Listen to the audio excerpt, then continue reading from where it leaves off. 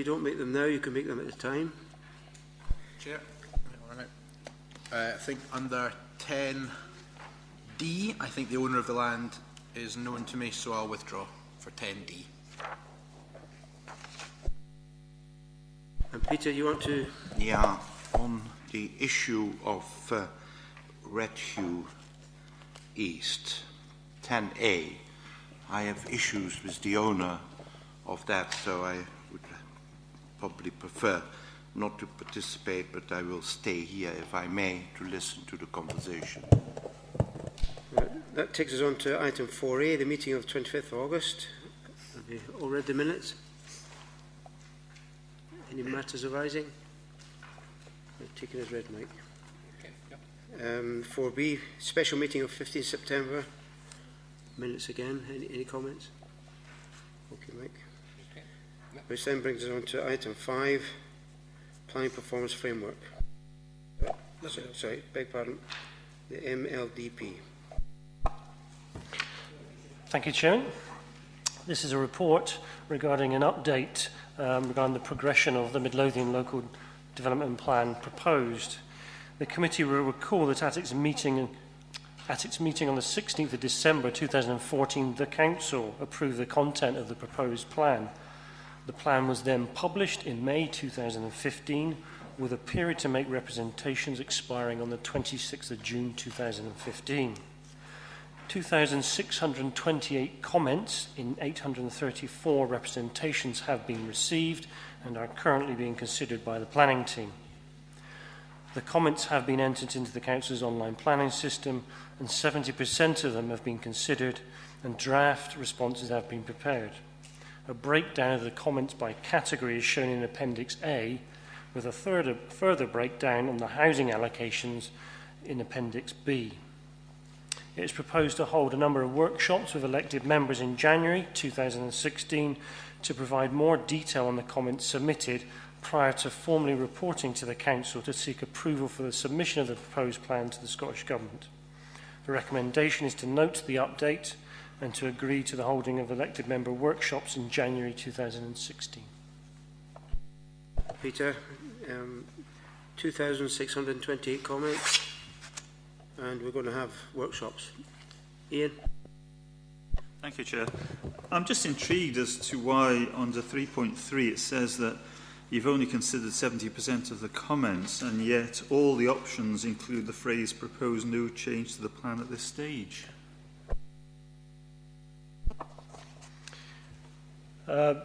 Chairman, it's based on the presumption that if you look to modify the local plan in response to the comments made or the representations made, then you have to go through a process of republication and reassessment.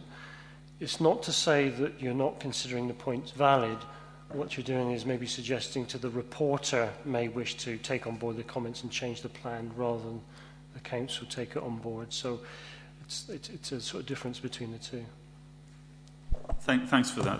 That was useful. Just to clarify then that any points which you do think may be valid, you won't be asking the respondent to contact the reporter, but we will actually pass these on to the reporter to consider. Yeah, what happens is that although we've got 2,628 comments, when it comes to presenting the information to the reporter, the Council has to produce what it calls Schedule 4s, which effectively will be summary documents. So all those people that have made maybe the same point get summarised in one document. Part of the Council's submission is outlining what the views are or what the representations are to the reporter, and outlining the Council's response. And in that response, the Council could be saying to the reporter, we note what the representation says, we're happy if the reporter agrees to make that change. Alternatively, of course, the Council can say, well, there's clear evidence why you shouldn't make that change. So, okay. Thanks very much. Some of the people who've been in touch with me just on the point that Ian raised are the leaders of some of our community councils. I think that they are keen to make sure that the kind of the voluntary aspect of it is, of taking part in this formation of the plan, is recognised. When we do what you've just said and pass on the comments to the reporter? Will it be noted when the feedback is from a community council as opposed to an individual, to give that a little bit of weighting, or is that something that we just leave to the reporter to put together for themselves? Yeah, I mean, to be honest, what the reporter's interested in is the issue rather than who said it or how many people have said it. So it's the quality of the issue raised. As part of the Schedule 4 submissions, however, the council can submit evidence with that. So it depends on the issue. So part of that evidence may be part of the community council's submission, but if it's an issue which is quite common in communities, it may be a case that the council is just saying there's X number of representations submitted regarding this point. Are we really saying then that as far as members of the public and community councils are concerned, to make representations that are going to have an effect on what we publish as our plan, or we put forward as our plan, the appropriate time to do that is at an earlier stage of this process rather than at this point? Because, you know, what you're saying there is it's not going to affect what we put out because we'd have to go back out to consultation. It's going to have to go to the reporter. So is that what we're really saying, that to influence the document that we produce, that the individuals and community councils have got to do that earlier than at this stage? Yeah, in part that's correct. It's during the main issues report, which happened in 2013, which is the key time for communities and others to get engaged, to have an impact on what the plan looks like in terms of its design and format. I purposely are using words like your publication and representation rather than consultation. It's not a consultation that you get involved in. This two-way discussion is effectively a process where the council is collating all the views in and then presenting them to a reporter, and the reporter will make judgments on that. Yeah, it's a subtle difference. Thanks. Referring to Appendix B, the pie chart there and the breakdown of housing allocation representations. The percentages, obviously, you know, what do the percentages mean? In Bonnerig 9.37, and whereas Dalkeith is a very small number. Yeah, it's a follow-on from the first pie chart. In the first pie chart, 30.2% of comments received. Almost a third of those 2,628 comments were made about the housing allocations. So it's then breaking that down into those housing allocations about particular areas. So I'm sort of frantically trying to work out whether 1% equates to how many representations. So I can maybe come back and clarify the exact numbers. I suppose in the seminars, I'd like to be, well, I will be in a position to say to you, X number of comments have been made about that site, X about that site. So I'll be able to break that down for you. Thank you, Convener. It's in a similar vein. It's about the representations that have been made to me, of which I've had a very substantial number, and I think probably the same ones that Councillor Young was referring to.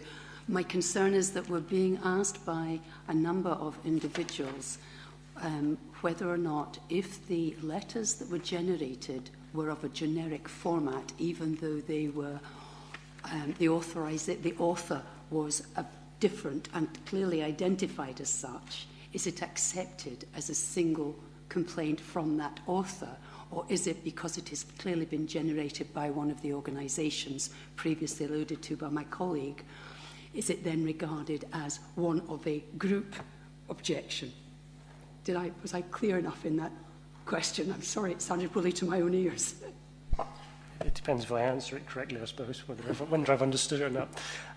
It's in presenting the information to the reporter, we will be clarifying on a particular issue how many representations we've received. So for argument's sake, if you've got a housing scheme or housing proposal which is proposed to be allocated, and then one individual has written an objection against it, and then we've seen a repeat letter identical from a collection of people in the community against it, we'll be effectively saying to the reporter, there's this one issue, but we've had 10 letters or 10 representations come in on it. So it does count. It does count in terms of that sense. Just in that same pie chart on Appendix B on page 39, is there any explanation to the question, Auchendinny is 7 times more than Mayfield and Newton Grange put together?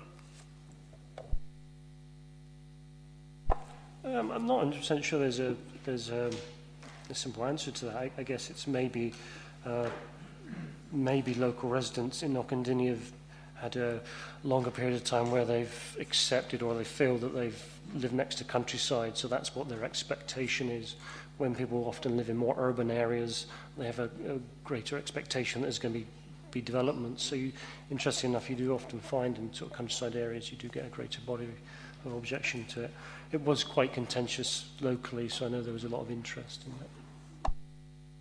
Well, we are having workshops, so we'll be discussing this in some detail in January. So will we close it at that? Thank you. Item 6, which is the planning performance framework, which will be spoken to by Ian. Thanks, Convener. This report is for the information of members and completes the cycle of the Planning Performance Framework Report for 2014-15. Reports on performance to a standard template are required annually by Scottish Government from each of the 34 planning authorities in Scotland. The feedback from the Cabinet Secretary to the Midlothian submission for 2014-15 recognises good progress on improving speed of handling planning applications as well as the preparation of the local development plan. It also highlights areas for improvement and particularly two issues: the age of the development plan, that's the local plan, and delays in the time taken to conclude legal planning or Section 75 agreements. I mean, in the case of the local development plan, this being an authority where there's a strategic development plan as well, then timing of the strategic development plan will govern the speed at which the local development plan comes forward, and that's explained in the report. But what I would say is that this council has the benefit of a still up-to-date 2008 local plan. Just about all of the policies and provisions of that plan are still very relevant and a good basis for making decisions on planning applications. In relation to the Section 75 issue, then it's simply a case that the post of Section 75 officer who does the negotiations was vacant for a period of 9 months during this period. That post has now been filled by a very competent officer who has been making good progress since the beginning of this financial year, and of every expectation we'll see much better performance coming in the next couple of years. There's also currently a review of the planning service being undertaken. That's being implemented at the present time, and that will refocus on many of the issues which are highlighted by the Cabinet Secretary in his response to the performance report from Midlothian. So on that basis, Chair, the report is just for information. It is one we put to the Committee for information because it is a significant milestone. It's a significant issue of the planning performance framework, and I wanted to make sure that members were fully aware of the various aspects of the planning service and those areas which are doing well and other parts where we obviously need to improve.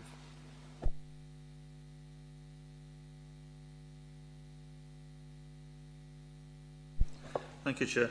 On page 50, item 14 within that table, it says on stall sites and legacy cases, you have not provided the required information on legacy cases within the NHI table. Does that mean that we were required to provide information to the Scottish Government and haven't been? And if so, do we intend to do so, and will we be provided with that information ahead of submission? Maybe helpful, I'll just pass this over to the planning manager, who obviously compiled a lot of the information.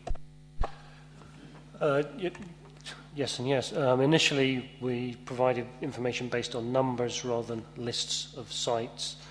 We've since provided the list of sites in effect, yeah. But the initial table of information requested was just after the numbers, so that's what we provided. It's most probably why it's amber, not green or red. We've sort of done what we should have done, but obviously we're expecting us to give a bit more information. But it's information that we can give anyone who's asking in terms of legacy cases. A legacy case, just for information, is one that's defined to be more than a year old, effectively been in the system for more than a year. Anyone else? Okay, we'll accept the recommendations then. Move on to item 7, which is the major applications currently being assessed. Peter? That's just the regular update that's on every cycle, Chairman, which is there for noting and interest, but as ever, if there's any questions, I'll happily try and deal with them if I can. Lisa? Thank you, Convener. On the third item down on page 55, there's reference to the land west of Mayshade Garden Centre on Esbank Road. It's more of an observation than a question. It was subject to what was described as a public consultation, and I thought it was worth bringing to committee's attention that a lot of local residents are complaining bitterly that this was not a consultation that was promised. It was an announcement that, in their view, and this was a collective view of quite a number of people, upwards of 20 people who attended the event, who said they thought that was the hallmark of the event was one of extreme arrogance in which they were being told this is what they're having. Just thought the committee might want to hear that. Chair, I mean, I don't want to comment too much. That's helpful comment, and I think we do value feedback from those who attend, members of the public and others who attend the pre-consultation events. All I would say is that at the point when a planning application is submitted on a major application, it needs to be accompanied by a report submitted by the applicants identifying what they have done to ensure that they've met the requirements for pre-application consultation. And that report is considered, and it needs to be considered to have been adequate for the application then to go forward, be registered and to be assessed. No other comments? Happy to accept the recommendations then?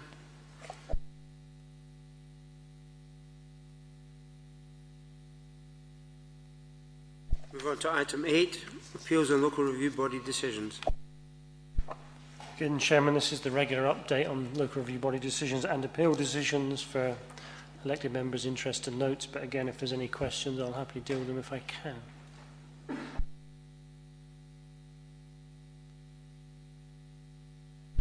No comments at all?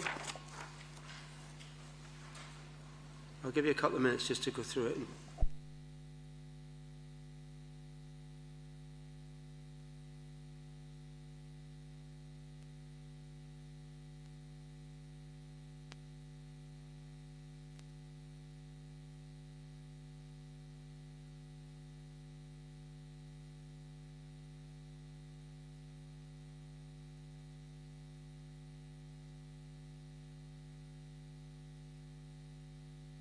Okay, we'll accept the recommendations then on page 63. And move on to item 9, pre-application consultations, report by Peter. Thank you, Chairman. This is a report regarding a pre-application consultation regarding a proposed residential development on site HS14, Rosewell North, Rosewell. The purpose of this report is to afford members the opportunity to make comment on the proposal at this very early stage of the planning process, in line with the guidance reported to committee in May and October 2014. The applicants are engaging in a public consultation exercise, which will conclude on the 15th of December 2015. A public drop-in session is to be held at the Rosewell Parish Church Hall on the 2nd of December 2015. As the site is not allocated in the adopted local plan, but is in the proposed local plan, the applicants wish to engage in early pre-application discussions so that once the proposed plan is adopted, and on the basis that the site is retained in the plan, a detailed plan application can be submitted shortly thereafter. The report outlines a provisional planning consideration with regard to the adopted local plan. However, it is worth noting that this consideration is based on the indicative information available at present. A detailed assessment of any proposal will be made once a plan application is forthcoming. It is recommended that the committee notes the provisional planning position set out in the report, that any comments made by members will form part of the minutes of the committee meeting, and that the expression of a provisional view does not fetter the committee in its consideration of any subsequent planning application. Happy to accept the recommendation. Sorry, Ian. Yeah, thank you, Chair. Just briefly, I'm happy with the recommendations, as we're not being asked to make a decision which preempts the local development plan. Just a few things that I certainly would be looking out for when this, if and when this does come before us for a decision, it borders a cycle route, a strategic cycle route, and I'd like to see the developers being asked to ensure that there are good links with that, and perhaps some investment in that kind of area. Second thing is that on that route, it's on what was a good bus route, not so much now, the 49, but hopefully will be better in the future. But we could do with a couple of bus stops which aren't in that area. And the third one, the perennial one for me, is broadband provision, to make sure that we ask the developers to look closely, to insist that they have super fast broadband for any new developments that they're planning. Thanks, Ian. Peter, you took a note of that? Derek? Chairman, thank you. Yeah, I've got to say that I have great concerns about any further development in this area. The transportation links are all but short, they're all but full. As Ian points out, we've just had the bus service halved, and that's the 49 service which goes to Edinburgh. The 31 service virtually is minimal to that area, so public transport to that area is already horrendous. Moves towards a joining up in the development towards Bonnyrigg. I've got to say that all development in this area now is giving me great concern. What I would say is that if this does go ahead and it does get approved, one of the things that it should ultimately do is, we spoke some time ago, and that was it should be contributing towards the Rosewell development plans, and that's to the hub and to the trust that are working in Rosewell. So we should be making sure that there is any developer contribution goes towards the community facilities that are being planned for Rosewell. But it would give me great concerns to look in these areas without there being some form of contribution towards public transport as well, because the public transport to this area is absolutely not good enough. So can you make any comment on the public transport, or can't you? At this stage, Chairman, what I've just done is I've made a note of all those points raised. They're all valid planning points, and they're definitely points we will take up with the developer, not just through the sort of pre-consultation stage, but certainly as the application gets closer to submission and when it's submitted. So take on board all those comments, Chairman. Derek, if you... I know this is pre-application consultation, but I think it's probably worth raising the issue of the high-speed broadband to the house, you know, from the street to the house, and you know that's something that we would be looking to have in all our developments, is just to draw it to the attention of the developer. You've got that, Peter, yeah? Yeah, Chairman, and just to remind the members, I know this has come up before, so ever since the committee first raised that, every time we speak to a house builder now, it's on the radar in terms of the super fast broadband. Well, Derek will accept the recommendations in 5.1c. It says that provisional view does not fetter us at the moment, so we can discuss it the next time it comes up. That takes on to item 10A.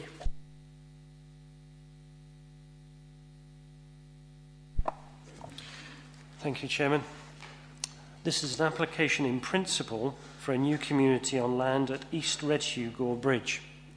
The proposed development comprises land for approximately 700 residential units, community facilities, a primary school, office units, a retail unit, cafe, open space and infrastructure. The application also seeks to safeguard land for a potential rail halt at Redhew. The site is allocated in the 2008 Midlothian local plan, with a future extension identified in the proposed plan. The site will be accessed via the A7 and via the B704 Coppen Road. The first phase of development will be accessed off the A7 via the new roundabout, which has already been constructed and provides access to the ongoing housing site on the other side of the A7. As the application is in principle, the detailed design, layout and landscaping will be a consideration at a later stage if the committee is minded to support the application. There have been consultation responses from a number of interested bodies, including SEPA, Network Rail and the Moorfoot Community Council. There have been no representations received in relation to the application. The recommendation is to grant planning permission subject to developer contributions and conditions.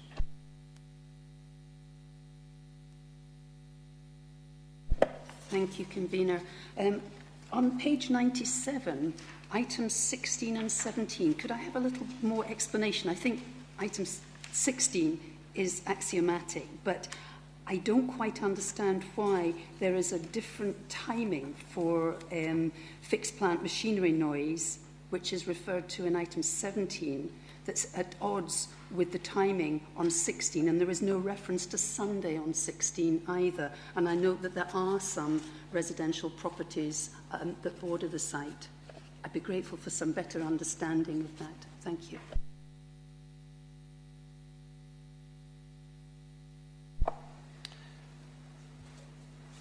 Yeah, Chairman, it's obviously both conditions are trying to mitigate any impact on either nearby residents or future residents whilst other activity and construction is taking place. The first one, number 16, covers all forms of construction activity and a sort of standard condition relating to the whole of the development site. The other one's just almost fixating just on noise, and it's just again a sort of homing in on that. In terms of the hours, I must admit it seems that they do slightly clash, but there may be activity taking place which is not relating to the construction, which is ongoing on the site, but isn't so therefore not governed by 16, but is picked up by the later condition. But happy to tie in the times if that helps. Thank you, Convener. Could I propose then that item 17 is also 8 o'clock to support the concept underpinning the 8 o'clock in 16? Mm-hmm. And also, could it explicitly state Sundays as to what happens on a Sunday, because it's silent on Sundays? Sorry, no puns intended. I'd be grateful if it could be expressly articulated as to what the intention is, and presumably would that be no work or same times as Saturdays? I'm not sure, because we can't presume that contractors wouldn't be operating on a Sunday. We need some clarity there. Yeah, Chairman, I would just say that the expectation is there's no construction on the Sunday, so there's no activity. So in theory, there shouldn't be a noise problem, but I'll quite happily connect the two up. Yeah. Chair, could I just clarify something just to make sure? On item 17, then, I presume that subject to the committee taking a view on the application, but if the committee comes to a view that it's supportive of the application, and therefore conditions apply, that item 17 would also include night time, 22 to 700. The reason I say that is because, as Peter alluded to, you can have things like maybe machinery maintenance, pumping can take place at night, which is within the terms of item 16, but is still potentially a noise-generating activity during the night-time period where lower tolerances are allowed in terms of noise generation. What's the difference between a rail halt and a rail station? I don't know that, sorry. I don't know whether there is one, Chairman. I suppose it's not building up expectation about physically building a station. At this point, I've got there's no plan to put a railway station on the site. It was just about us protecting the land, so if at a future date, as the railway becomes hopefully more and more popular, then we don't jeopardise that. But yeah, maybe I should use the word station rather than halt, sorry. Lisa, I cut you off there. No, that's fine. I'm sorry, Convener. It was just, I wasn't sure if Ian Johnson had picked up my meaning that on item 17, I'm sorry to be pedantic about this, but I think it's quite important that local residents have an 8 o'clock opportunity rather than a 7 o'clock opportunity. Yeah, Chairman, and just coming in on that, I've just scribbled on in condition 17, I've just changed that to 08 hours at night time and 08 hours on the daytime, yeah, and no work on it, no noise on it, yeah. Back on the broadband again, I noticed that on page 91 in the recommendation, condition 3 there at the bottom of the list, the installation of high-speed broadband to the new housing, business and other uses in the site. It's probably enough, but do we want to be specific about, could that be interpreted as broadband to the site rather than right into the houses? Yeah. you know, I'm just wondering if the word in there, if we're going to be doing this every time, we make sure that people are clear that what we're meaning is cabinet to the house, no just exchange to the cabinet. Just a bit more clarity, Peter. Yeah, yeah. In terms of the phraseology of the condition, that's what it's trying to say. But I'll happily chew over that to try and make it clearer and spell that out a bit more. That's no problem. Yeah. Yeah, thanks. Just to come in on that, it's a very important point that Councillor Muir had mentions. The fibre to the premises is what we should be insisting on. You need fibre to the cabinet to get it, but it does greatly improve the speed to about 300 megabits per second. And BT have said to me that in development of over 25 houses, they'll install it for the same price as they do to the cabinet. So it's a win-win all round. Chairman, if I could just come in. It might be easier for me, if it's okay with the members, just to put a whole brand new condition on just relating to broadband, to spell that out rather than shoehorning it into the conditions 3, if that's okay. Yeah, we discussed this when the houses were up in Rosewell before about broadband. I thought at that stage we agreed that we would come back with a supplementary guidance paper talking about what we would expect rather than have to go through this every time that there's an application coming in. And if we produce supplementary planning guidance, would that not give better direction to the developers before they actually put their applications in as to what will be required for them? Chairman, yeah, I'll take that on board. I'll come back in January with a paper to committee on broadband, if that's okay.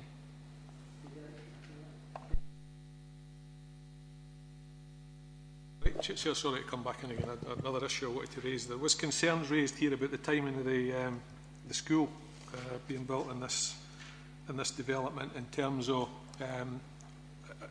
in the first instance, in the short term, that the youngsters coming from the houses in this estate would be using the new school that we're just constructing at the moment on the other side of the road. Unfortunately, the road happens to be the A7.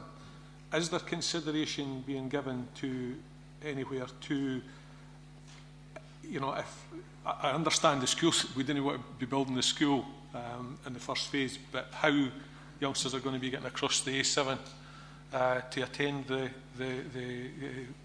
for want of a better expression, Gorbridge North Primary School. Yeah, Chairman, it's proposed to put a new crossing, push-button crossing on the A7 so that children can cross safely. That's in condition 9, so it's covered. It's a toucan crossing, which also accommodates cyclists as well as pedestrians. It's a major. I know it's been detrunked, I think, but it's still a major road. As one of the comments that was made called for a footbridge, do we not think that that would be something that would be maybe a better thing for such a busy road? It's not, it's not a 30 mile an hour limit going through the middle of a town here. We're talking about the major road south from one of the major roads south from Edinburgh. Yeah, Chairman. Interesting enough, there was a discussion about the use of the bridge. There was initially an idea about using the bridge, but there was anxiety that not everyone would actually use it. Whereas if you've got the crossing on the A7, it's much easier to use, and we felt safer. But it was something that was considered a bridge, but just felt this was a safer, better option. How do you want to leave that then, John? I mean, I'd be interested in hearing from the traffic officers about, or the road officers about that, if that would help.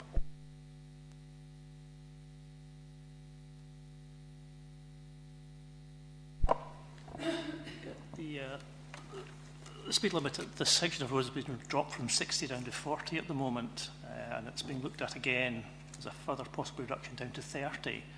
The crossing would be put in the vicinity of the existing roundabout on the A7, which is a low-speed section of that road anyway. There's 2 existing bus stops in the vicinity, so it's a matter of getting those elements put together in the best way we can. And that grade crossing is used successfully in many, many different locations. Bridges do have their own problems. They're very expensive, have to maintain them as well, and not everyone chooses to use them. The at-grade crossing in this location we think is a good measure.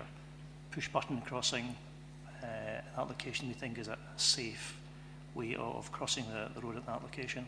That's the best option, we think, for this location.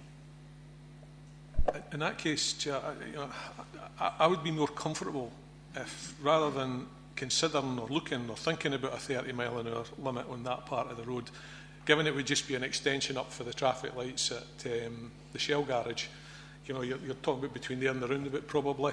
I would have thought I would be more comfortable making that a 30-mile-an-hour limit and just having that as a condition, if that's possible. It's something we'd be looking at, certainly. Doing speed limits is quite a tricky thing. They have to be almost self-enforcing. So we tend to get the elements in place and then reduce the speed limit once the vehicle speeds have been reduced. It's working at a 40 at present.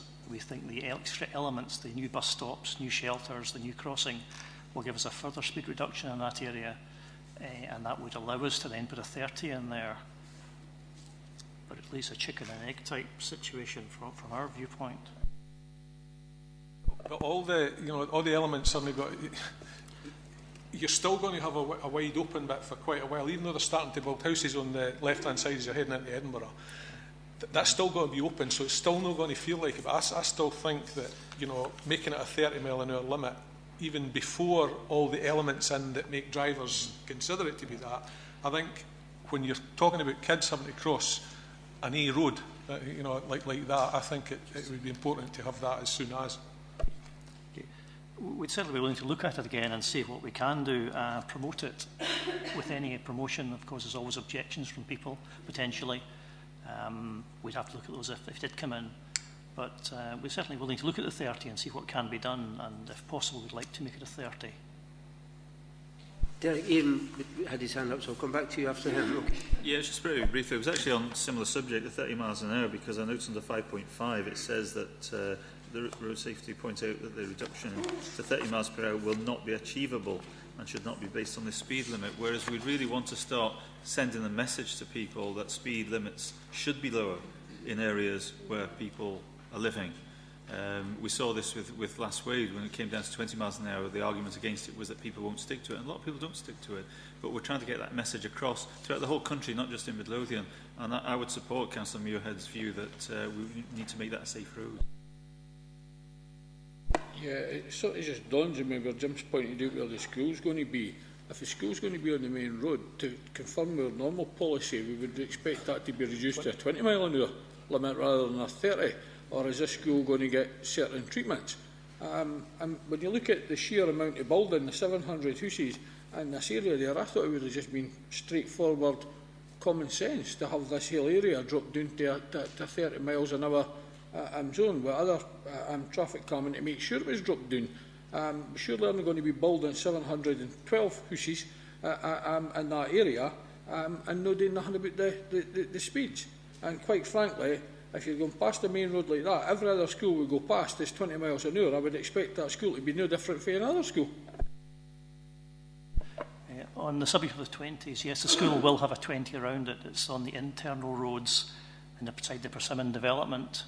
So it will have a 20 over its two frontages. Certainly not in Bonnerig, Jim. If you come down Bonnerig, Lothian Street and Polton Street on the main roads that are attributed to, for example, Last Wade Primary School is a 20 miles an hour part going past that. Bonnerig Primary School is a 20 miles an hour going past that. Yeah. And St Mary's Primary School is a 20 miles an hour going past that on the main roads. I was just trying to say that the new school in Gore Bridge will have a 20 over its frontage on the internal access roads within the Persimmon housing development. So from the roundabout in A7, it's going to be a 20 mile per hour past its frontage, its eastern frontage, and then a 20 mile per hour over its northern frontage. But it doesn't actually front onto the A7, so there was no need for a 20 over that section. But a 20 has been put in to match the new school, and we're certainly will endeavour to get a 30 mile per hour speed limit reduction over the A7 section. But we are talking about kids coming from the other side of the road, so the only edge of that location for the Gore Bridge North School, the only bit that's not going to have a 20 on it is going to be the main road, and that's where the youngsters are going to be coming when we start to build houses on this site. So, I think Derek's got a point in arguing potentially for a 20 there. I can understand why big road like that you maybe wouldn't be reluctant to do that. but it certainly should be a 30. And you know, no, well, we'll wait and see, and we'll certainly consider it. I think that it should be a condition that it's a 30. I just want to back that point up, and I just noticed that when you were talking about it earlier and you had said that it was the safest option, what did you mean the safest option in terms of statistics on road crossings, or what exactly did you mean? Because I'm quite clear, and I think it's quite clear from everybody in the chamber, that this could have potential impacts on children's lives, if you want to put it that plain. I mean, if a kid was to go out, you know, the speed limit's at 40 mile an hour and something happens, then 40 mile an hour and 30 mile an hour makes a massive difference to road accidents. I think you need to make sure that you're taking our point crystal clear. It should be a 30 mile an hour speed limit at the absolute minimum. And I don't think any of us are going to back down from that point, to be quite frank. Chairman, I think take that on board, and on the back of all that, we will take away a recommendation that the section of road from Ingham Road travelling upwards drops to 30 miles an hour. The reason we were struggling is whether we do that through the planning application, through other processes, but we can take that away as a recommendation that speed limit is taken on board prior to works physically taking place on the ground on this site, whether it's this application or the MSC detailed application, but we'll take on board that point. Thank you, Convener. It's on that last point and a totally different one. I don't know if you want to include a different one at this moment. My concern is there any legal reason why we cannot condition? And I appreciate it as a different process by which we'd achieve that reduction of speed. But is there any reason why this planning application could not be considered subject to that condition being achieved by the normal process? Chair, the position is that conditions shouldn't be used for matters which are covered under other legislation. And so, unless Jim kicks me, it would be legislation relating to highways, which would be relevant in terms of dealing with speed limits. But what I think, Chair, I'm suggesting is that if the members are willing to take forward and approve this application, obviously there's still to complete the debate on that, so not prejudicing anything. But if in fact there's a recommendation at the end that to accept the recommendation, there's a further specific recommendation from this committee that at the time when any further matters are dealt with, because this is a planning permission in principle application, but when the detailed applications come forward, for want of a better, to use a shorthand, that the issue of the speed limit on the road is fully considered, involved, that the view, the clear view of this committee, that it be reduced to 30 miles an hour, be taken on board, and that be included in any further reports to committee in relation to the more detailed applications relating to this site. Do you have? Yeah, totally happy with that, but just also add engineering measures. Lisa? Thanks, Convener. It's a totally different point from the speeding one. It's about RP5, and I note that on page 88 there's reference to existing hedging. There's nowhere in the report did I see any reference to existing trees, and I apologise if I'm being uninformed on this issue. Is it that there are no trees or other than scrub on this site? Because we've, in many cases in the past, debated the protection of trees, and I appreciate this will come up in the detailed report. It's the fact that hedging comes up with, and it's referenced, but there's no reference to trees. Yeah, Chairman, the hedging's along a section of a small road which is going to stay, so it's not like the house is going to be built there or any part of the other development's going to be built where that is. So it's us just retaining a hedge, which in theory should stay anyway, but it's just giving it that protection. But across the wider site, yeah, I mean, there's landscaping conditions about future landscaping, but there's no trees of any status or protection that need to be retained. So that's why it's not referenced in terms of looking after any individual tree. And it's just because it's going to be an open construction site with built form everywhere. We're only picking up on the hedge because, like I say, that section of road should be staying anyway. Come back on that, please. Presumably there will be a report on any trees, even if they're not actually listed and protected at the time of the detailed application, because we've many times sat in this chamber and had this discussion of where site work, engineering has started before the detailed consent has been given, and we've lost some pretty important trees, even if they weren't specifically listed and protected through that listing. It's a balance, Chairman, to be honest. In terms of projects like this, you always have conditions about the trees and landscaping. But the cold reality is regardless of today, someone on site could be now chopping down a tree which isn't covered by protection, and we can't do anything about it. So that's why I'm slightly cautious about it, because there's some things we can control and some there's not. Yes, in the long run, when it's all built and looking nice and pretty, there'll be trees and it'll be green. In the short term, we would like to retain as much as possible, obviously because they're already mature, so they add character to the settlement. But I can't give you that blanket reassurance that any tree on site will be retained. To summarise, it's just a very quick question, just to clarify, because I'm not 100% sure I understand this. Item 14 on page 96, going on to page 97, it refers to the number of dwelling houses, in this case it says 135 in phase 1, that are to be built before the bridge, I think, over the railway line. Now, I just want to make it clear in my own mind that we won't be building anything on the other side of the railway line before such a bridge is built. These only refer to what's on the A7 side of the railway line, if you see what I mean. Is that correct? That's correct, Chairman.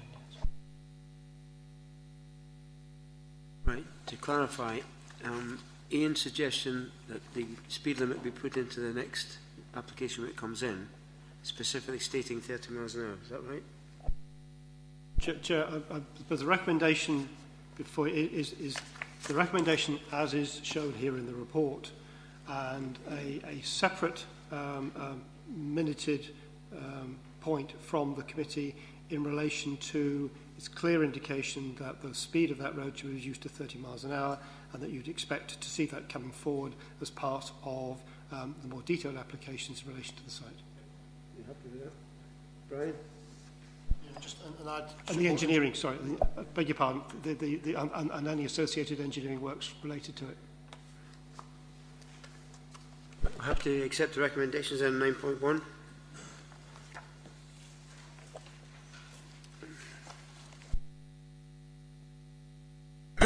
Item 10B.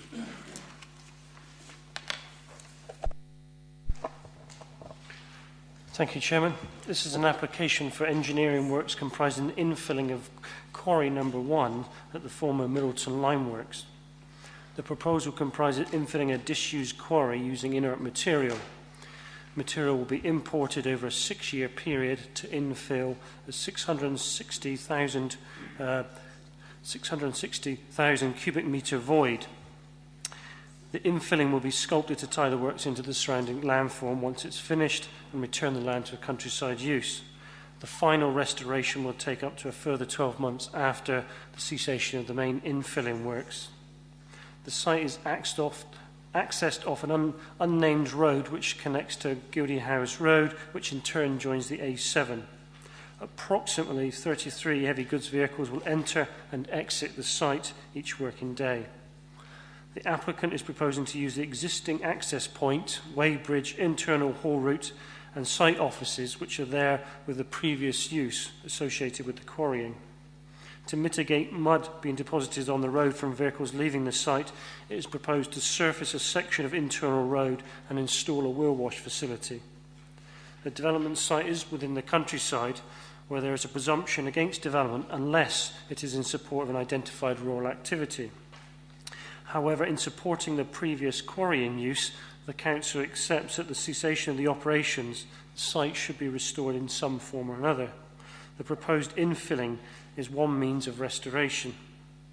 It is also worth noting that the applicant has been infilling quarry number 2 at the Midlothian Lime Works following the issuing of a breach of condition notice in December 2012. The proposed application in effect continues the operation taking place on the wider site but with enhanced controls.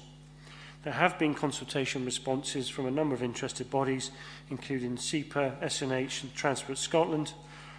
There have been 7 representations, and the Morpeth Community Council have objected to the application, and the recommendation is to grant planning permission subject to conditions.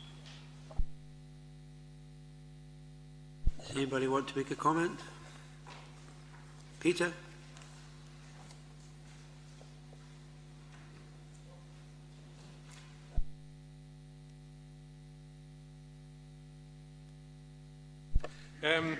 Yeah, an issue was raised by, I think, the Community Council, the Midlothian Community Council, about the benefits that they saw coming from the setting up a liaison group to deal with any issues that might arise as a result of this, this work being carried out. Yet this doesn't feature in terms of the recommendations or conditions here. Now, I understand for discussions with one of the officers that it may not be possible for us to put that in as a condition, but I note that the applicant, and I'm struggling to find it here, but it makes reference, I think, in an environmental plan, part of the document here, that they obviously have had experience groups before, and they can see that it's a worthwhile route to go down, but they make reference to should it be requested by the community and the local authority. Now, I just want to make clear that, you know, my view on that is that we as a local authority, well, we may not be able to put it as a condition, should be asking for that, for there to be a liaison group set up.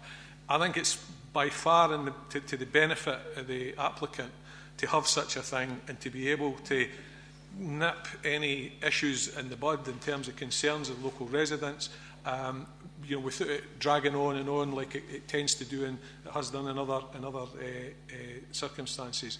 So I would like to see or make it clear that I think, if providing the rest of the councillors agree, that we should be indicating to the applicant that we will be looking for a liaison group to be set up.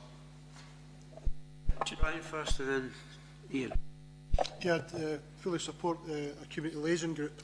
I've been party of that in the past with my community council hat on, and I know how effective they can be, you know, at actually monitoring such a lower scale in development previously, but in this sort of larger scale. And I think we should be putting it in, you know, that we and the stronger words possible, you know, that we can legally put in. But when we hear about there's a willingness from the developer to have a community liaison group, I'd rather we put that into the minute here today, that willingness to have a community liaison group should be pursued as much as possible, and we do invite community persons to be part of that discussion on what a community liaison group would look like, and we'll let it develop from that instance. But a lot on 4.2 and page 103, where we talk about quarry number 2, which ironically is the one that's ongoing now, to be infilled. And although the new owners have asked for an extension of that, you know, I believe that the extension was requested for a year, and we've granted them 6 months. There's a lot of cynicism within the area, you know, that this will be constant extensions. And with the onset of this new development quarry to be infilled, then the quarry number 2 will be taking a further back seat, you know, onto the completion. And I want to see that we do put into the discussions onward thought in this matter, that for the planning process to make it relevant, you know, that number 2 should be infilled first, and and virtually completed before we start on this other infilling of the quarry. Otherwise, we might never reach a completion date for the original ones, which has been in breach in the past. The time scales to get it filled in, and is currently under a breach of condition. And we know the notice has been served on the breach of condition in the past, but we didn't want to see continuous notices of breaches of condition, and I don't know how long these actually can go on, as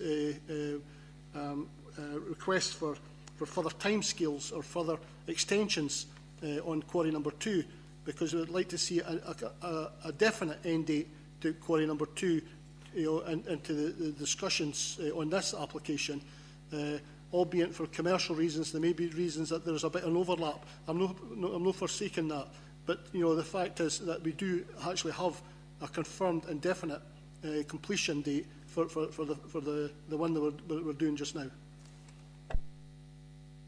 Thank you, Chair. I would concur with that, and I would certainly say that having a liaison group would address some of the concerns I have. It's not particularly the application itself I'm concerned with, but whether the applicant would adhere to the conditions for the reasons that Brian Pottinger just referred.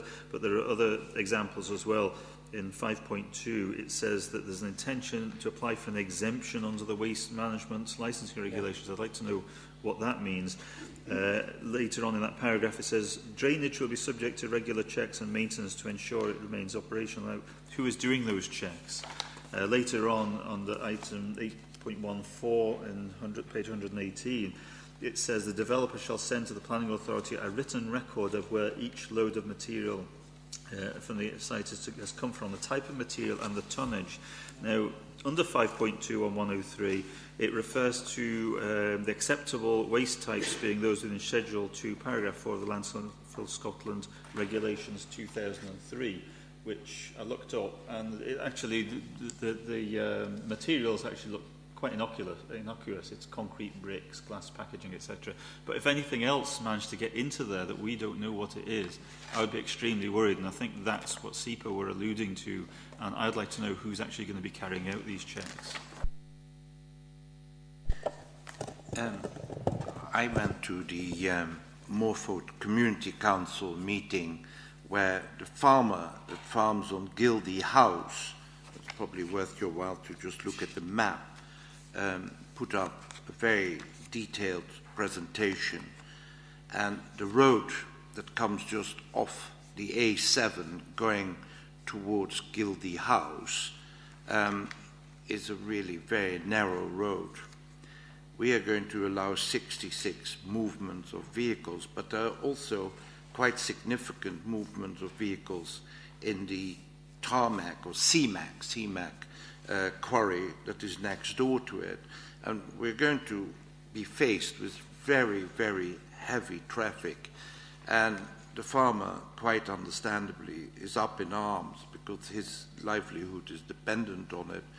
And my view is that we really ought to, as a group of elected representatives, to visit this and to see for ourselves how really this whole area is really, as it stands at the moment, not fit for purpose. Now, quarry number 2, which is being infilled at the moment, they are required not to exceed a certain height. When I last saw it, it was just as if I was visiting the Himalayas. It was enormous. The overfill that they have put in there is far too much. And also the way that they are crossing that road from quarry number 1 to quarry number 2 is quite dangerous. And I have had reports of people that have used that road that they have had many a narrow escape. Now, I'm not against the quarry to be used for infill, but I think we need to do two things. We need to really look for ourselves and see what's happening to quarry number 2. If that is the template, how they're going to go about it with quarry number 1, that's not good news. And secondly, we ought to really look at that road that goes from the A7 to Gildy House and see if we couldn't demand that that road would need to be enlarged, widened, so that the farmer will be able to continue traffic. So I would really welcome if we could have a site visit. Okay, we have 3 proposals here: a liaison group, a site visit, and the road to be widened, and also what's been put into the quarry. Yeah, you want that examined? Sorry, I was asking a question that who's going to be carrying out the checks on the material and where they're being deposited? Chairman, I'll come back and answer some of these questions, but I don't know whether the committee wants to make a judgment first about whether it wants to visit the site and defer then first before I come back on all the other items. All right, okay. Okay, started off with the issues about the liaison group, in which the planning authority, we agreed that it's good in principle, it's good suggestion, could work. I know the Community Council and the applicant are proposing to engage in that. We just didn't feel it was something which we could enforce through a planning condition about regulating meetings and who attends, who doesn't attend. So although I agree with it, I don't think it was to be on the recommendation, but happy to take away and speak to those parties and say there's a collective desire to have that group. In terms of looking at the quarries, yeah, the expectation is they fill or complete the infilling of Quarry 2, i.e. not the one subject to this application, but the one that's subject to the notice, finish that first before coming back in to finish and fill Quarry 1. So that is the expectation, which can be controlled through the notice process. The extension is very much a reflection of the availability of material coming into it. But yeah, there is a discussion about how much longer that take. We think it would take till to the end of June. The applicants wanted a bit longer in case the weather was bad or the material wasn't available. So we had that discussion, but we thought initially it was worthwhile just putting the marker down that we wanted that completed sooner rather than later. So rather than agreeing to the year, we signed up to a 6-month period. In terms of monitoring the material going into it, there's an element of council, there's an element of SEPA, and there's a reliance on the applicant. The reality is neither the planning authority or SEPA will have officers on site all the time watching what's coming out of each lorry. So that's why we're talking about them recording where the material is coming from. It's trying to demonstrate they need to be sort of responsible for the material. But again, I can't give you a sort of clear statement that everything's going to be monitored and watched. The expectation is that it's inert material. The council and SEPA can do spot checks and inspect it. So there's the operator has that sort of hanging over them. So that's where it sits. And just the other point, I note the point about damage to the verges in terms of the traffic. So there is a condition about repairing and maintaining any damage in the application. Yeah, sorry, the other issue I wanted to raise was the issue of the enforcement of the restoration of the site once the site's been infilled. I think there's mention some kind of bond being put. You know, we've had issues in terms of other sites where the restoration work hasn't been completed. I'm not talking about this applicant, I'm talking about other sites. But it seems to me, you know, I can't understand why if any organisation's putting together a business plan that's going to last, as this one is, for 7 years, contained within that business plan is going to be an element of money to pay for the restoration of the site at the end of the day. And if maybe what's being suggested in terms of bond could be explained, but I can't see why a company in that circumstance couldn't put a certain amount of the money that they make on an ongoing basis and build up that kind of bond, be lodged somewhere for the purposes of ensuring that when the site is finally filled, that there is a safeguarded amount of money there to finally restore the site to its proper condition that we are asking for. So you could maybe explain what we're suggesting be put in place there as far as a bond's concerned, and whether it would be possible to do something along the lines that I'm just suggesting. Yeah, Chairman, there's a condition 9 which ties them into the financial arrangements to secure the long-term restoration of it. And this is actually on the back of, you'll be familiar with the issues to do with Scottish coal industry and concerns about sites not being restored from there. So the Scottish Government have identified possible financial options for operators, and there's a number of ways in which they can secure it, whether it's bonds or whether it's paying money into a pot as they go and effectively securing enough money to do the restoration. But there are a number of financial options. So all we're saying is that the government's outlined options for you. You have to do one of them. So that's what we're looking to secure by that condition. So it depends on the route, how the mechanics of the money works. But from our point of view, we think that condition covers the long-term restoration of the site.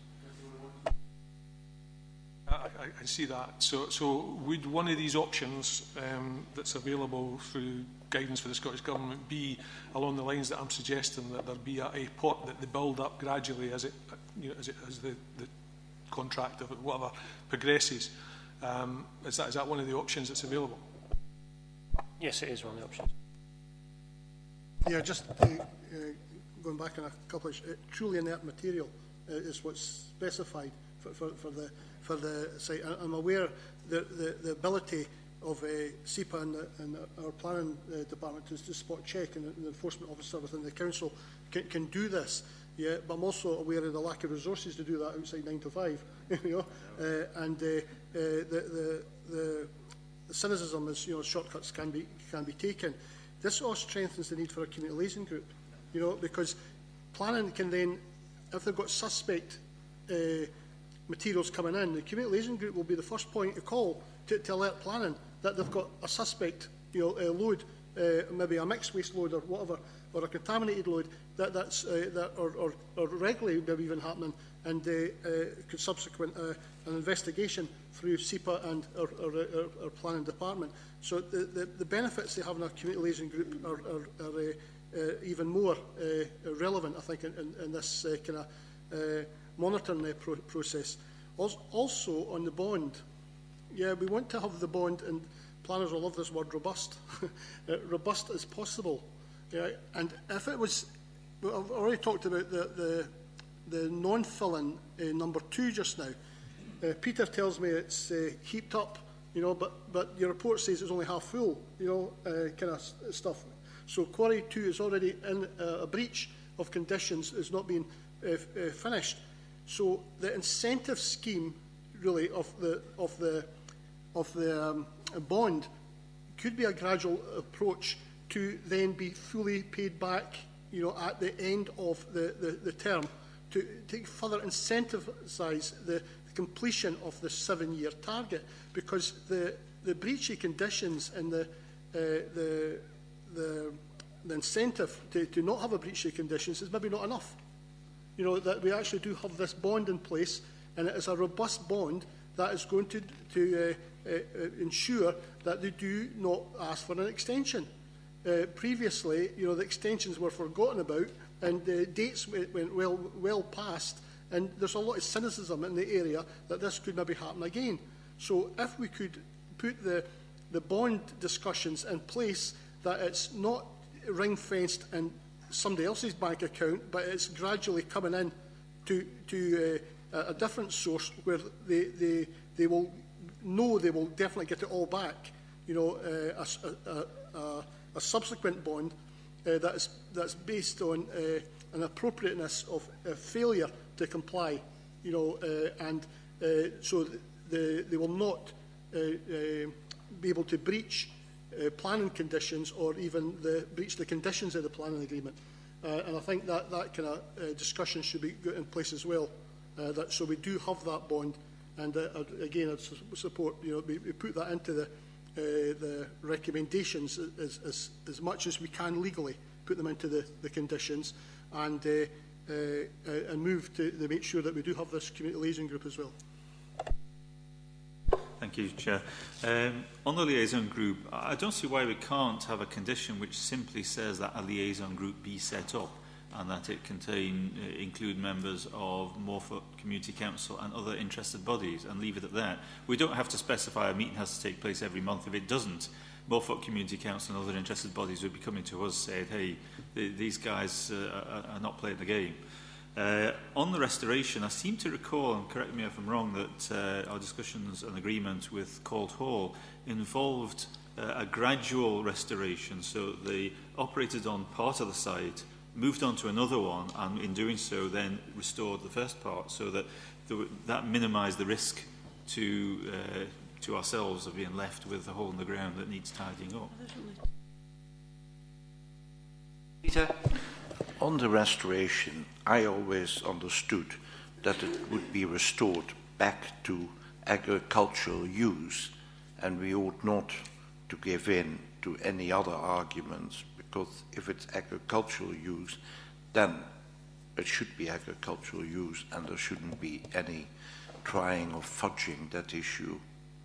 I still feel it would be so helpful if all of us could have a look at it and see it for ourselves.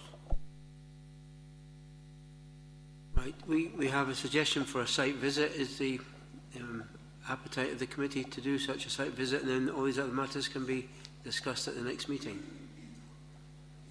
Anybody against a site visit? So I take it we're all agreed that we'll arrange a site visit and then discuss all these matters we've raised, such as the liaison committee, the bond, and all other matters. Agreed?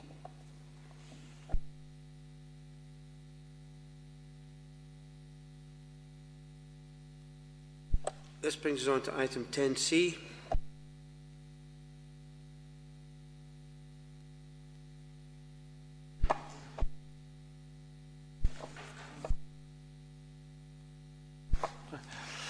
Thank you, Chairman. This is an application for a new primary school at Pentland View Place, Roslin.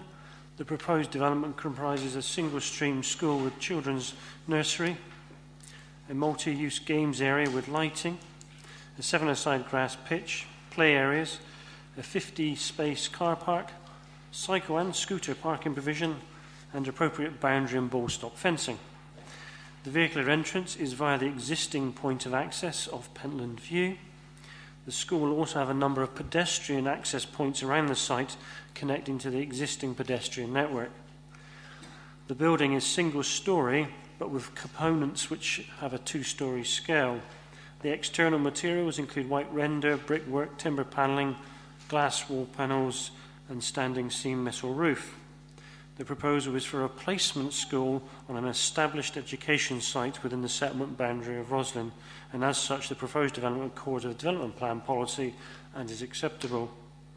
There have been consultation responses from a number of interested bodies, including SEPA. There have been 2 representations objecting to the application, and the proposed development accords with the development plan, and as such the recommendation is to grant plan and permission subject to conditions.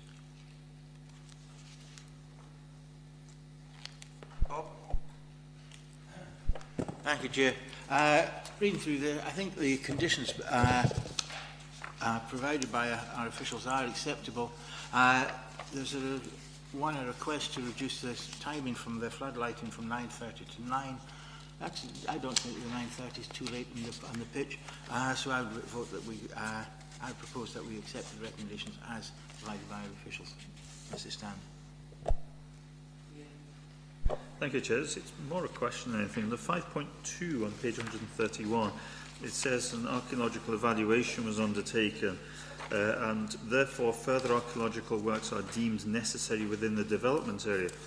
To address it, the applicant intends to carry out community archaeological excavation programme engaging local school children. Now, reading that, I'm maybe being unfair to our youngsters, but it looks like you're sending some school kids out with a bucket and spade.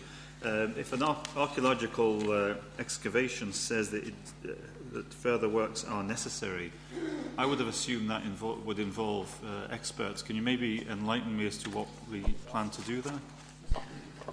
Yeah, Chairman, it will involve experts. It was just about trying to involve the community as well. It's usually done through test pits or test trenches, and the experts are obviously there to supervise and identify things that come up. Thanks, Convener. It was just to reassure Councillor Baxter that a similar project took place in Cowsland on more than one occasion with great success, and it did involve a lot of local school children and others who were previously unskilled in archaeological research.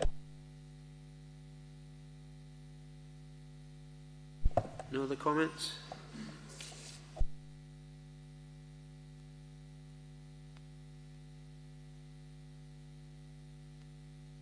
just accept the recommendations to approve the conditions.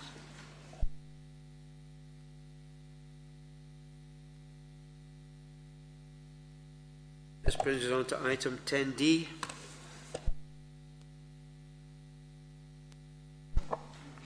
Thank you, Chairman. This is an application in principle for a residential development on land west of the cottage, Harden Green S Bank. Although the application is in principle, the applicants have indicatively suggested 47 dwellings can be accommodated on the site.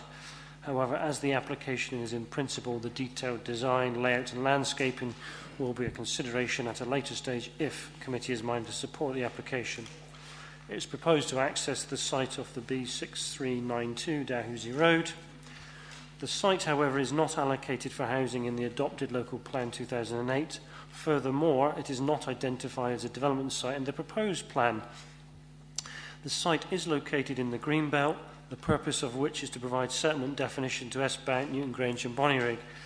Development on this site would undermine the principle of the Greenbelt and contribute towards coalescence between these settlements. The proposed development is fundamentally contrary to the development plan. There have been consultation responses from a number of interested bodies, including SEPA and Network Rail. There have been 9 representations, and the S-Bank and New Battle Community Council have objected to the application. The proposed development is contrary to the development plan, and as such, the recommendation is to refuse planning permission. Lisa? Thanks, Convener. This application has been the subject of a lot of local controversy. I've had a considerable number of constituents who live in the immediate vicinity come to see me about this, and very much in keeping with the 9 representations that officers refer to in the report.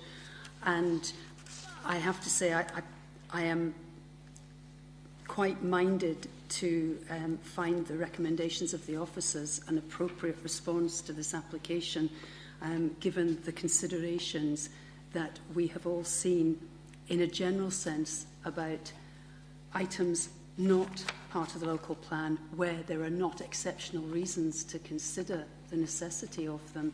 And in this particular application, I can only support the officers' recommendations for refusal. Can I ask a question? 2.2 at the end, it says that a gas pipeline crosses through the middle of the site in an east-west orientation. What impact would that have?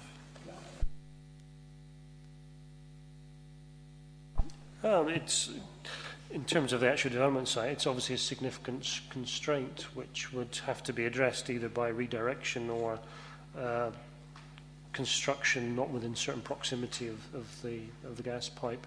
So yeah, it would impact on either the layout or the cost in terms of relocating the gas works. Yeah, the local community council of S-Bank and New Battle is very much opposed to this. I also am very much wanting to support the officials and confirm that we should not allow this to happen. We might be interested if any of you today passed the Harder Green roundabout. There is now an enormous, gigantic trailer advertising alloy wheels parked there, right on the roundabout. I can't almost believe it. It's worth seeing it. Hope we get it moved soon. I hope we're getting paid for it. The recommendation, as you just heard, is to be refused. Is anybody minded otherwise? Okay, it's been refused.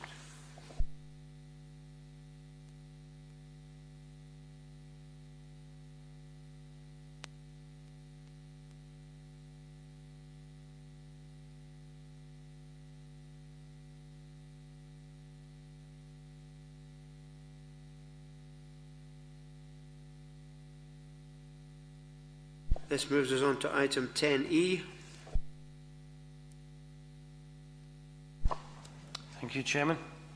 This is an application for the change of use of a vacant unit within a commercial development to a hot food takeaway and for the installation of a flue at 5 Stayside Courts, Bonnyrigg. The application site sits within a recently erected commercial development comprising a block of 6 units.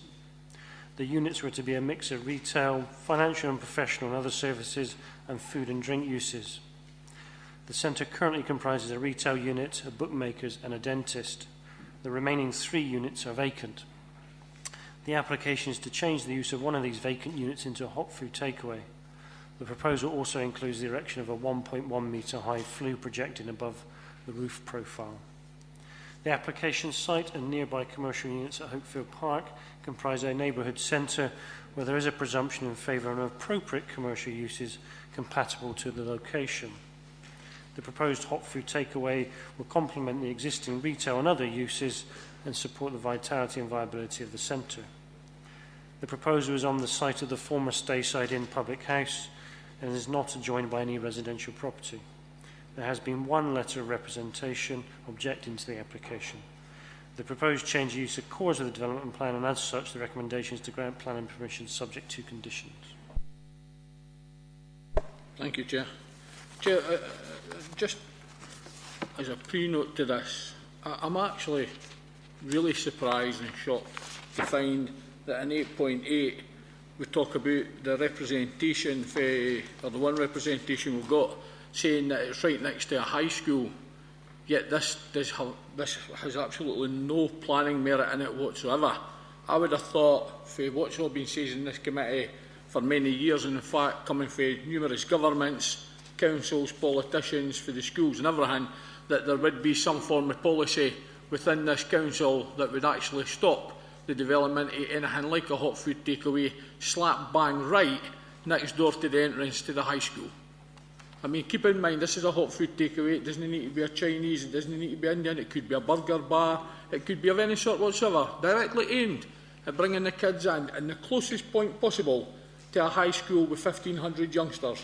And exactly what every politician and every mother and father have been calling for years know to happen right at the schools. And here we seem to be without any policy to defend this. Now, when these shops came up, I declared an interest and left, but I was very much of the view that had been expressed quite clearly that we've seen them being for retail, for, like, say, dental units, for maybe some office space, and certainly not for hot food establishments. If you take the main one, the Tesco Express, you have a bookie. We weren't keen on that going there, but there had been a bookie right next door, so it was quite hard to defend. You have a dental unit in there. As far as I'm led to believe, that the end unit 6, I believe, is going to be a Bernardo's. I understand the other vacant unit, the bigger of them, there's pre-application talks for a restaurant type bar in there. I understand from some of the correspondence we've been copied into that the discussions are ongoing. So the reality is we could end up with a restaurant there that would have an auxiliary of probably some hot food takeaway and that part of it as a possibility, and then we end up with a hot food takeaway immediately next door. So I'm kind of really baffled as to why we didn't think our policies are robust enough for planning officers and to actually reject this outright, and maybe the planners maybe want to tell us why.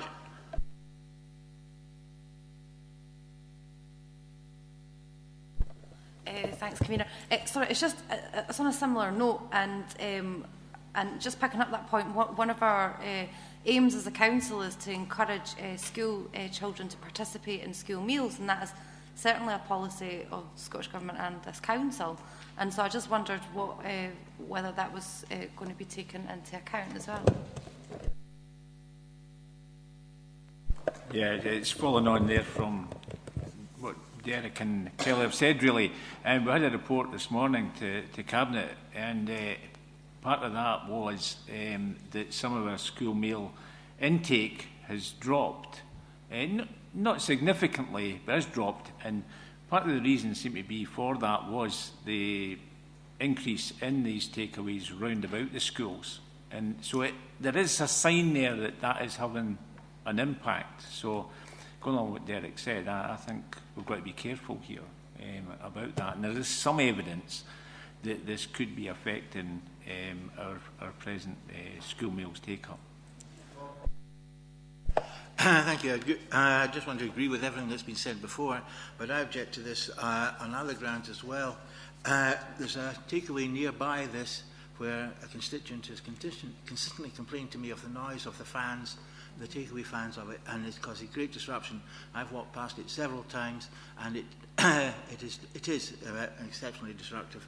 I can see that is very close to other houses at the back, and I could see this would be just another case of noise disruption. I know we have these conditions put in there, but they don't seem to help. And the one just nearby, well, walking distance away, where there is continual disruption. The constituent has raised it with me, I've raised it with officials, and the noise persists, the disruption persists, and I see no reason how this wouldn't happen again here. And therefore I would oppose this application as well. Thanks, Chair. I agree very strongly in principle there, but 8.8 says it would not be reasonable to restrict the hours of operation. That doesn't say that we cannot impose it. And if we were to consider granting this application, I would like to see the premises not to be open at least an hour either side of school opening. I wouldn't want as soon as the alarm bell went off, they then open the doors and then they all come flooding in. Can we get some clarification on that? Yeah, Chairman, just to clarify, there is in the local plan a policy which outlines the Council's land use planning position on hot food takeaways, and that doesn't place any restrictions in terms of its position in proximity to a school. So hence you've got the report which has taken on board the policy position, which doesn't put that restriction in place. On that basis, obviously we're recommending that it wouldn't be, in our view, appropriate then to condition the opening hours, and that's because the Council's not identified in its policy documents, land use planning policy documents, that concern. So then justifying a condition that it shall be closed between certain hours on the back of that is also not supported by a policy. So it's constantly coming back to the land use policy documents and saying, well, the Council hasn't set out its position in relation to hot food takeaways in schools.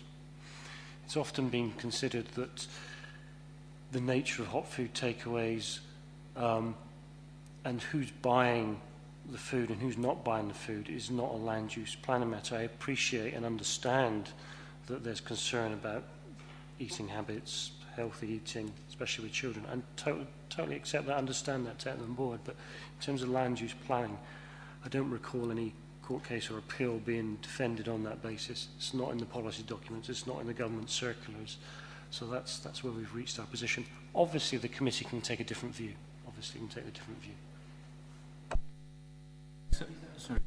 Sorry, can I come back on that? Just briefly, I don't think the position's clear enough, and no disrespect to yourself. I think you're just telling us what's in the paperwork. And I think on that basis, because it's not absolutely clear, there could be a right of appeal. I think even if we did manage to impose conditions, there's a risk that they would come back later on and say, well, look, we've set a precedent now. We feel that we should extend the opening hours. I tend to support Councillor Milligan's position on this. And I wanted to support Councillor Constable's proposal to refuse and also ask a question that, is there not an argument for over-provision, given the number of other outlets in the area and the proximity of the school, which is providing just this? Chairman, in terms of the issue about over-provision, there's not another hot food takeaway either in the relatively recent commercial development at Stayside Inn or the Hopefield Park, although I believe there's a cafe in Hopefield Park. I know this council, in terms of its planning committee and its local review body, has discussed the issue of open provision before, and I think the last steer from the members was that we shouldn't be considering over provision. So I think in terms of this case, I would suggest there's not an over provision argument. Sorry, Kath. This is a time of integration where we're making sure our health policies and all other policies complement each other. I don't think a hot food takeaway near children and being very tempting, and just like Councillor Milligan says, I think we should refuse permission. Can Peter provide us with a list of, or not an exhaustive list, but a number of grounds for refusal then that are that he considers would not be likely to lead to appeal. Chair, if I could maybe intervene on that rather than putting, obviously I'm sure Peter could answer, but I'd just maybe help to do it this way. It's quite clear that the view of the committee is very clear that you see this as an application which, for reasons that you've articulated, you don't wish to approve and therefore you wish to refuse. On that basis, rather than try and make up particular reasons for refusal on the hoof, what I would say is it's clear that there are a number of issues that are being raised to do with amenity and to do particularly with proximity to other land uses. My suggestion would be that we take that very clear message from the committee that you're intending to refuse that, and that the details of the reasons for refusal be based upon those particular matters which you've raised, which can be minuted as part of the minute of the meeting. From Ian wanting something different. Okay, so we're happy with all that, yeah? Sorry? Yeah, Chair, the problem for me here is it still begs the question that even in development stage, I thought this committee made it clear enough that we wanted policies in place here and conditions in place that a hot food takeaway wouldn't be allowed in here. Now, correct me if I'm wrong on that. I wasn't here for the debate. As I said, I declared an interest when it was being considered and didn't hear the conversations in that. But it was very clear that what I had heard at different areas was that this was for sort of retail type, office type use, and that it would definitely not be considered for hot food takeaway. But I'm really concerned overall that we seem to have sat around here for years debating and discussing how to keep this type of development away from our shops, yet we're being dealt that we didn't have anything in our policies, and there's nothing in our policies that allow us to defend us. And what I'm really worried about here is we can sit and make up all the reasons we want. If what you're telling me is it isn't in the policy, when it goes to appeal, we'll end up just getting out where we can all walk away quite happily saying, oh, well, we voted against it and it wasn't your fault, but then we still end up with what we didn't want. And I didn't understand why we've not got something in the policy when quite clearly around this table, time after time, there's been discussion about keeping this kind of development away from your school. So why have we not got something in a policy that says that we will not allow this? I suppose the comment I'd make is that there is national policy in terms of Scottish planning policy, which is the guidance for the way in which local planning authorities then determine applications, and it's a significant element. It is the case that hot food premises are a part of retail life. There are areas perhaps which are more appropriate than others, but there is a degree of flexibility in the way in which they're provided and the locations they seek to locate into. And planning policy can only take us so far, and a degree of over-restrictive policy provision in a particular local plan may well not stand the test when put against the overall Scottish planning policy at national level. So there are elements which simply constrain local authorities into what the extent of the policy provision they can put forward. That's not to say that as part of the local plan which is going through at the present time and alluded to in an earlier report, that it would seem to me that is an area that we should look to perhaps as part of the member briefings on policy issues related to the comments on the local plan, and see if there are issues which need to be addressed. Are you saying then, Ian, that we can put that into the local development plan, that we don't want any hot food takeaways near any schools? Well, I wouldn't be as specific as that. I think that what's being raised by the committee is a distinct concern about these types of premises in proximity to schools. That's an issue which we can take forward and look at our existing emerging policy position. Is that something which members, because it's the members' plan, is that something they feel comfortable with, or is that something that we should look to amend or revisit with a view to making sure, therefore, that when applications like this come forward, the committee feels in a much more comfortable position in dealing with them? Kelly? Thanks, Convener. I was just going to recommend that in light of the clarification there, that I move that we make that amendment so that when things come forward that we can reasonably refuse them. Seconded.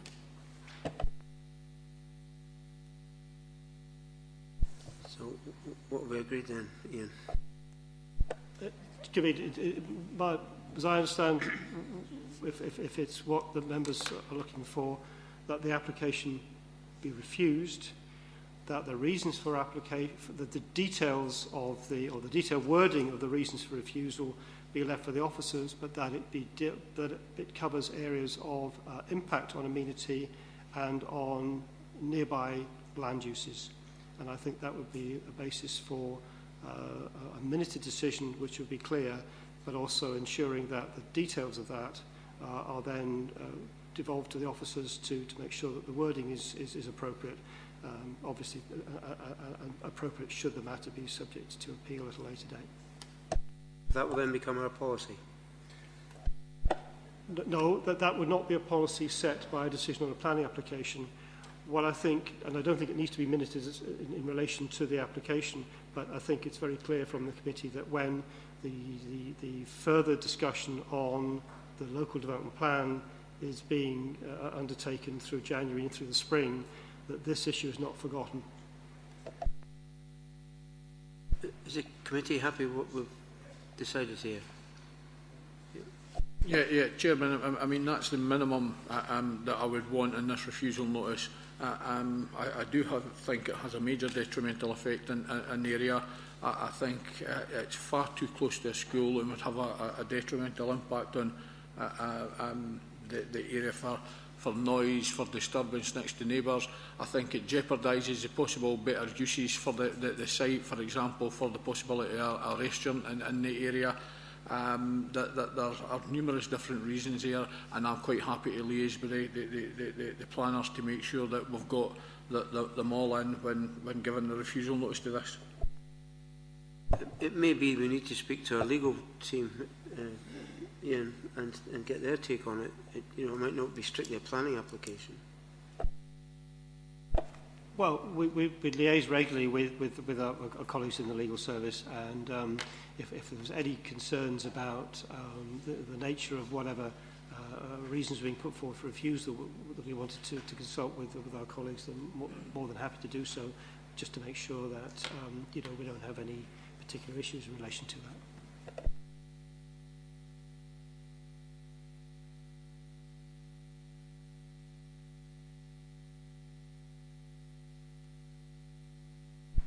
Anybody want to say anything else? So I think we'll come back on this, okay? And we'll move on to item 10F. Thank you, Chairman. This is an application for the formation of raised decking and installation of roof lights at 4 Mance Road, Roslin. The proposed development comprises a raised timber deck, 8.1 metres wide by 4.4 metres deep.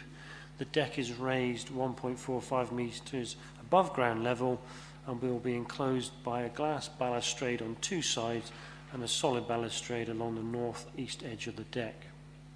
It is also proposed to erect a pyramid roof light on top of the existing flat roof side extension. Other works are also proposed at the property, however these are classed as permitted development and as such do not require planning permission from the local planning authority. The site is not within the Roslin Conservation Area, but is in close proximity to it. The rear of the application site is 190 metres away from the grounds of the Roslin Chapel, and as such the distance of separation is sufficient as not to affect its setting. A number of properties in Mance Road have rear extensions, decking, roof alterations and other garden structures, and as such the proposed developments will not look out of place in this context. The inclusion of a solid balustrade along the north-east edge of the deck is designed to mitigate concerns of overlooking. There have been 21 representations, 14 objecting to the application and 7 supporting. The proposed development accords a development plan policy, and as such the recommendation is to grant planning permission subject to conditions. Ian. Thank you, Chair. I don't know if anybody else felt the same as me, but I just could not get my head around this without a site visit. And I'm just wondering that as we're going on a site visit for another item, that I might propose that we do have a site visit first, because without visualising it, I felt was completely lost with this item. Anyone else other-minded?